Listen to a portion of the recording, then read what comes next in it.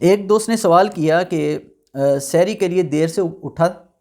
اور وقت بھی بڑا تھوڑا تھا، اور معلوم ہوا کہ وہ ناپاک ہو چکا ہے، اس پہ غسل جنابت وہ واجب ہے۔ تو اگر غسل کرتا ہے تو سحری جاتی ہے، اور اگر سحری کرتا ہے تو غسل میں تاخیر ہو جاتی ہے، تو اس کے بارے میں کیا حکم ہے؟ تو یاد رکھیے، سحری کرنا یہ نبی صلی اللہ علیہ وسلم نے جو فرمایا ہے، یہ واجب کے نزدیک بعض علماء نے اس کو لکھا ہے کہ اگر کر سکتے ہو تو لازم کرو،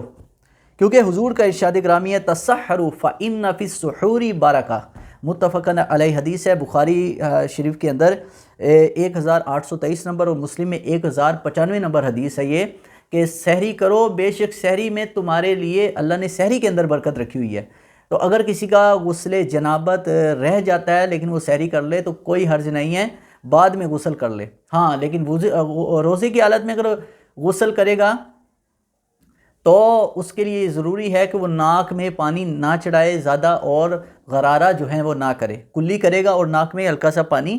کہ ناک کے جو سوراخ کا اندرونی حصہ وہ سارا تر ہو جائے اور وہ پاک ہو جائے۔ بس اس چیز کی وہ خیال کریں۔